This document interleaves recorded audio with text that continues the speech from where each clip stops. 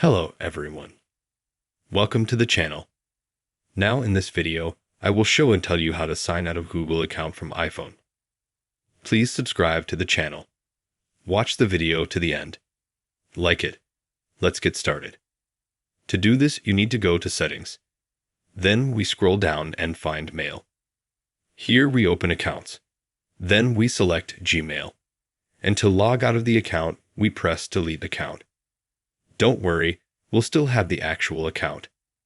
We'll just log out of our iPhone. You press Delete Account. And then you can log out of your Google account on your iOS devices, which can be either an iPad or an iPhone. That's how easy it is to do.